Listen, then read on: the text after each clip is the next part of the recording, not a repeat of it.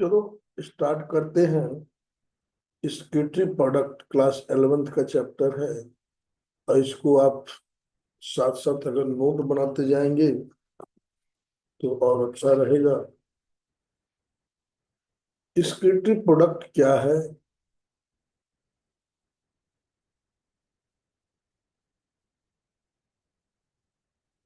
स्केटरी product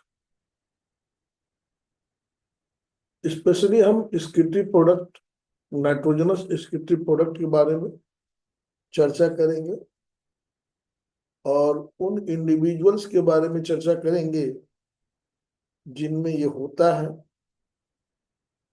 तो स्केटरी product के आधार पर,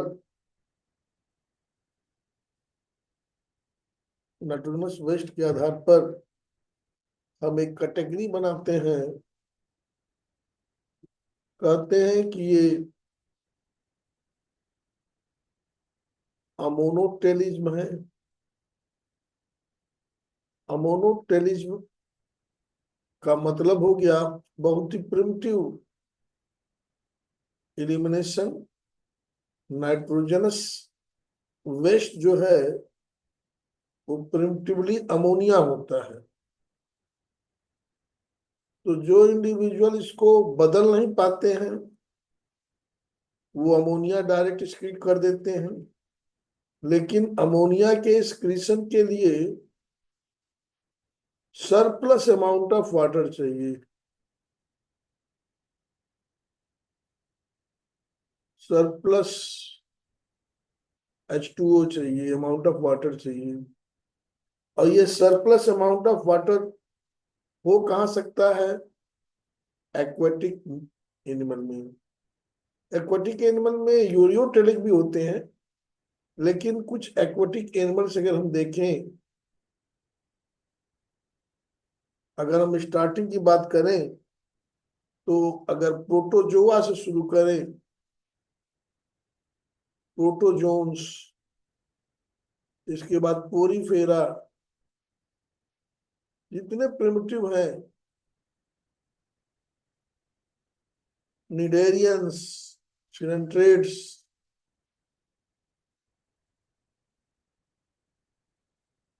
जितने प्रिमिटिव हैं, इनमें flatworm, round worm, aquatic crustaceans, इसके साथ साथ एक नाम और जोड़ना बहुत जरूरी है, बोनी फिश। ये कॉर्डेट्स में जो है, बोनी फिशेस में, और लार्वा, ये लार्वी ऑफ एम्फीबियंस में, ये कॉर्डेट्स में अमोनोटेलिक बड़ी यूनिक बात है, ये याद रखने लायक है। ये अमोनिया को एक्सक्रीट करते हैं थ्रू गिल। अगर हम बोनी फिश की बात करें तो थ्रू गिल्स होते हैं, और लार्वी अगर बात करें तो यहाँ भी एक्सटर्नल गिल है। बाकी सभी जो है ये तो लोअर एनिमल्स हैं, इनवर्टिब्रेट्स हैं। प्लेटवर्म भी होगा इसमें।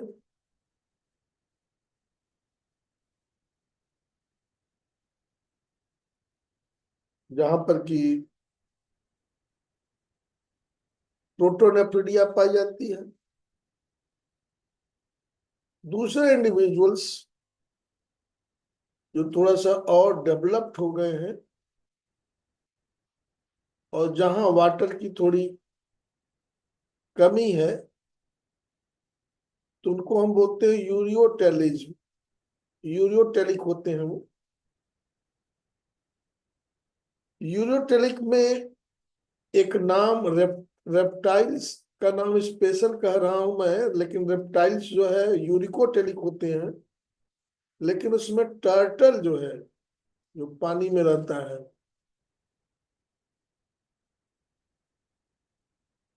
ये जो घड़ियाल हैं, एलिगेटर्स हैं, इनके बारे में अक्सर कंफ्यूजन हो जाता है। ये यूरियोटेलिक है। फिर जितने मैमल्स हैं, क्योंकि ये टेरेस्ट्रियल में होता है, तो उसमें सबसे ज्यादा नाम तो मैमल्स का हो जाएगा, अर्थवर्म का हो जाएगा,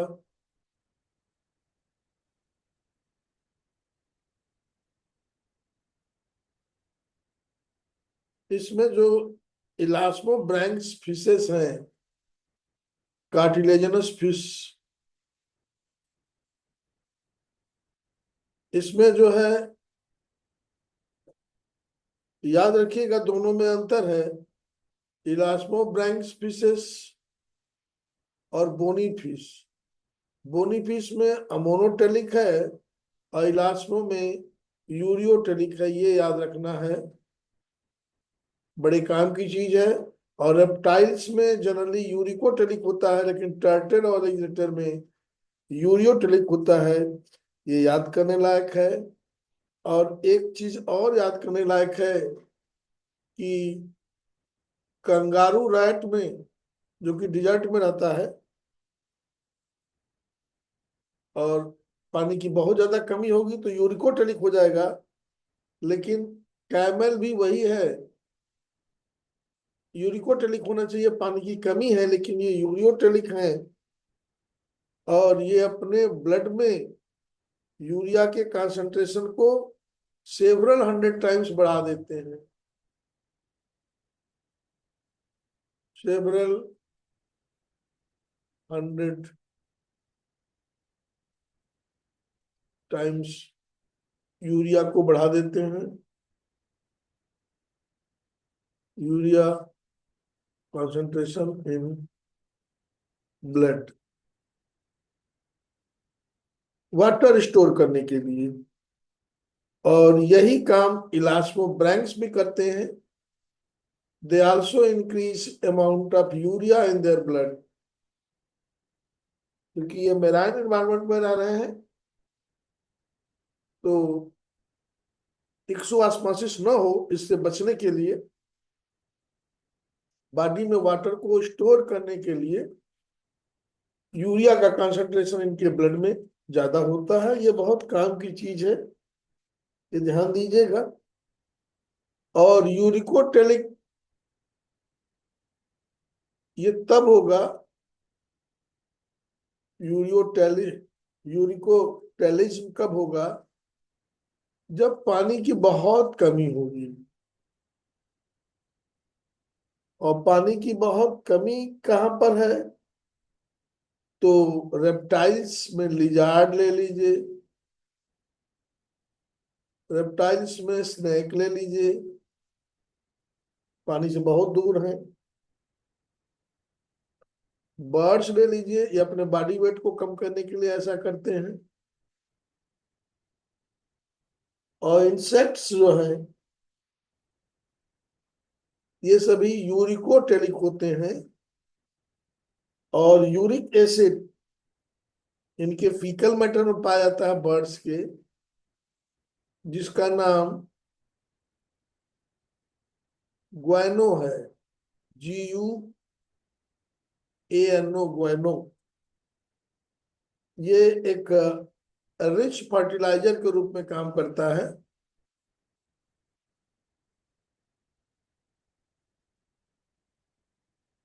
अब इसके बाद, ये तो इसकी टी प्रोडक्ट की बात हो गई, जान जाए थोड़ा सा, हम फिर से कर से दिखा दे रहे हैं। कंफ्यूजन बोनी फिश में होता है, एम्फीबियंस के, चूंकि ये कॉर्डेट्स हैं, और कार्डेट्स में कहेंगे ज्यादा विकसित हो गया तो वहां अमोनोटेलिक नहीं होता है, लोग सोचते हैं, लेकिन वहां पर अमोनोटेलिक है।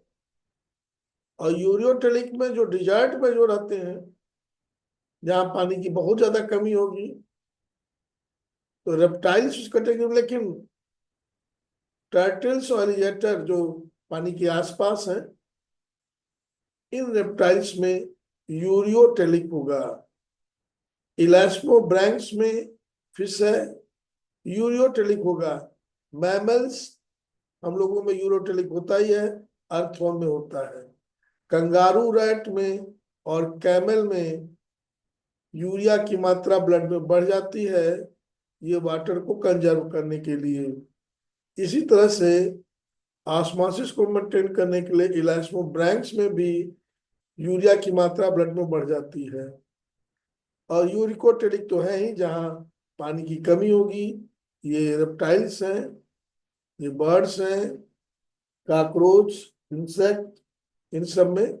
और बर्ड्स के जो फीकल मैटर को ग्वेनो बोला जाता है, जिसमें यूरिक एसिड बहुत ज्यादा मात्रा में होता है, इसीलिए रिच फर्टिलाइजर है। इसके बाद देखें कि स्किटी ऑर्गन्स कौन कौन से हैं। तो स्किटी ऑर्गन्स में एक नाम आता है सबसे पहले, क्योंकि अगर जहां तक अमोनिया को निकलना है तो किसी स्किटी ऑर्गन की जरूरत नहीं पड़ेगी, लेकिन प्रिमिटिव स्किटी ऑर्गन की जरूरत पड़ सकती है। उसको बोलते हैं प्रोटोनेफ्रिडिया। प्रोटोनेफ्रिडिया, इसका एक दूसरा नाम फ्लेम सेल हो सकता है। जब नाम फ्लेम सेल हो रहा है तो ये फ्लेम जैसे दिखेंगे। एक्चुअली में होता क्या है, ये सिंगल से स्ट्रक्चर है, स्किटिस का स्ट्रक्चर। इसमें ये प्रोटोप्लाज्मिक प्रोजेक्शन है, बाहर निकले हुए हैं, और बीच में एक ल्यूमेन है जो स्किटी प्रोडक्ट को कलेक्ट करता है। और यहाँ पर सीलिया है, यहाँ पे सीलिया है, ये बीट करते रहते हैं। इन सीलिया के बीट करने से ही जो स्किटी मटेरियल है वो इसमें मूव करता है, और सिलोमिक फ्लूइड इससे मूव होके जाएगा। तो ये जो टप टप सीलिया है, ये ब्लिंक करता है फ्लेम की तरह। जैसे अगरबत्ती मोमबत्ती की जो फ्लेम होती है, ये इधर उधर ब्लिक करती रहती है, उसी तरह ये भी ब्लिक करते रहते हैं। इसीलिए उनको हम फ्लेम से नाम दिया गया है। एक नाम आता है एम्फियाक्सिस का, सिफेलोकॉर्डेट्स में। अब ये कार्डेट है, लेकिन कम विकसित है। सिफेलोकॉर्डेट्स, इसमें भी प्रोटोनेफ्रिडिया पाई जाती है, या एक अलग प्रकार की सेल, प्रोटोनेफ्रिडिया की अलग अलग प्रकार की सेल होती है, जिसको हम सोलेनोसाइट बोलते हैं। वैसे वहां प्रोटोनेफ्रिडिया का नाम ले सकते हैं। और अगर हम फिर राउंड वर्म की बात करें, तो यहाँ इसकी ट्री स्ट्रक्चर जो है रीनेट सेल होता है, एक सेल का बना होता है, रीनेट सेल। और ये सेल जो है एच आकार की होती है।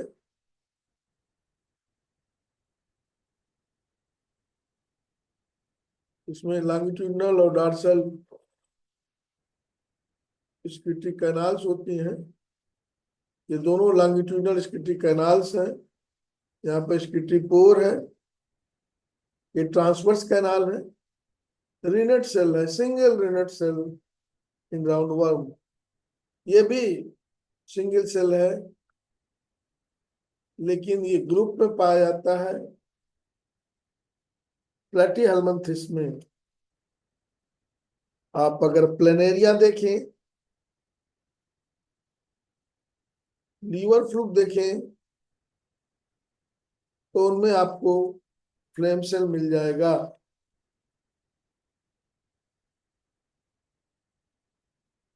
नेफ्रिडिया, सिंपल नेफ्रिडिया, ये आपको अर्थवर्म में मिल जाएगा, एलिड्स में मिल जाएगा, लीच में मिल जाएगा। और एक और स्किटी ऑर्गन होता है एंटीनल, जो एंटीनल ग्लैंड जो है ये एंटीना में पाए जाते हैं।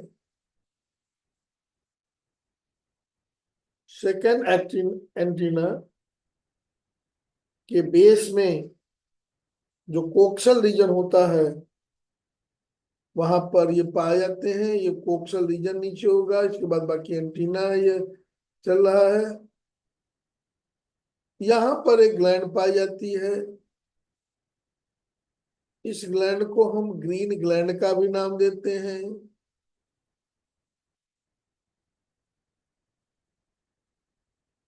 और ये ग्रीन ग्लैंड आपको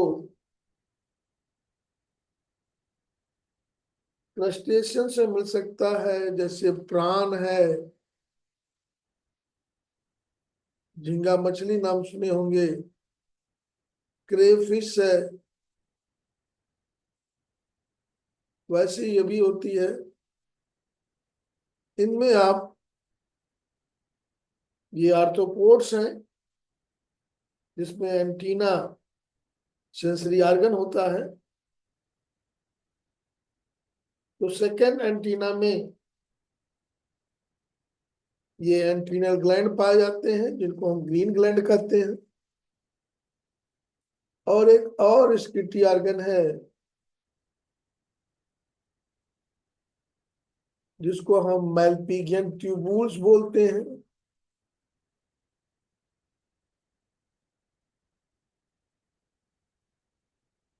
मैल्पिगियन ट्यूबुल्स बोलते हैं। ये मैल्पिगियन ट्यूबुल्स जो है ये इंसेक्ट में पाए जाएंगे, जैसे आर्थ्रोपोड में मिडगट और हिंडगट, इन दोनों के जंक्शन पर ब्लाइंड ट्यूब होती है। इस ब्लाइंड ट्यूब को हम मैल्पिगियन ट्यूबुल्स कहते हैं। और ये यूरिक एसिड को एलिमेंट्री कैनाल में डालते हैं,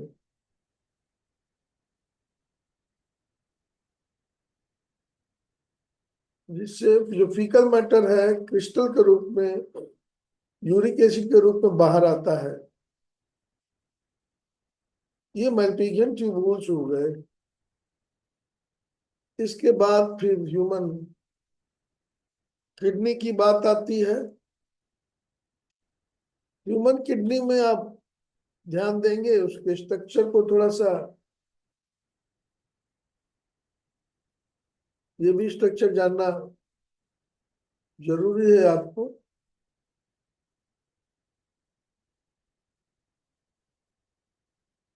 जो ह्यूमन किडनी है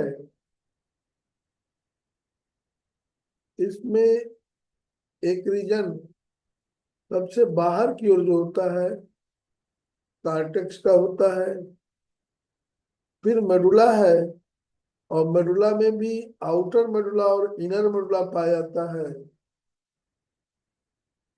और ये जो कार्टेक्स है यहाँ पर आप मेडुला में आपको पिरामिडिकल स्ट्रक्चर मिलेंगे। पिरामिडिकल स्ट्रक्चर मिलेंगे मेडुला में।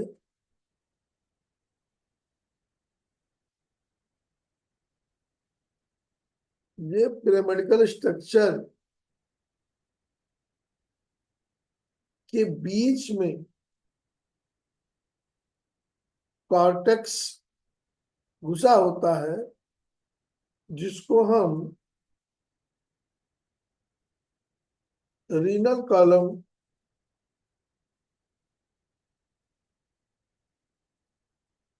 ऑफ बर्टिन बोलते हैं।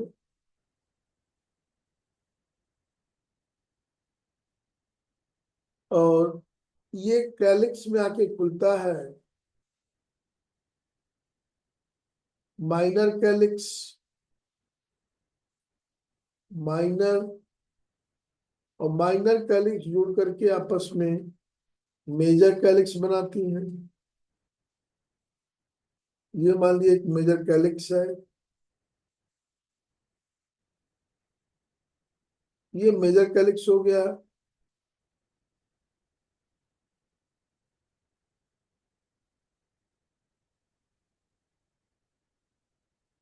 ये आपका मेजर कैलिक्स हो गया।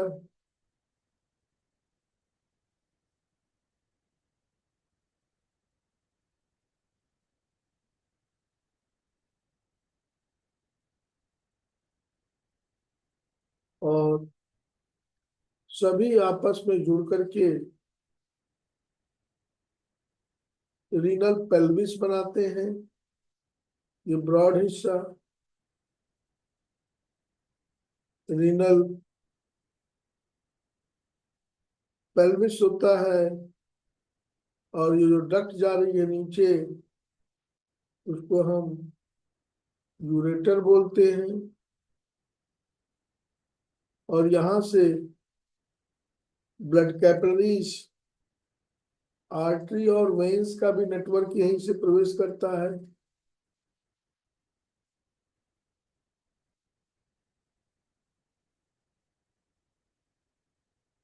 ये आर्टरी जा रही है, इसको हम रीनल आर्टरी बोलेंगे।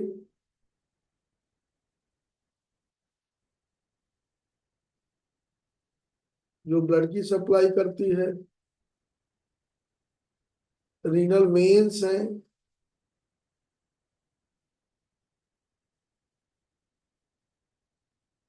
जो ब्लड को वापस ले जाती हैं।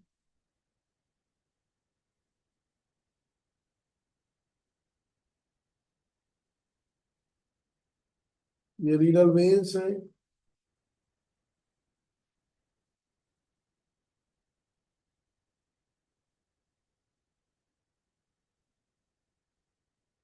ये किडनी का हिस्सा जो डिप्रेस्ड होता है भीतर की ओर, धसा हुआ होता है, इसको हम हिलम बोलते हैं।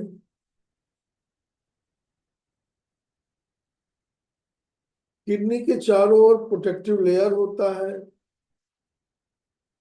कैप्सूल की वॉल होती है।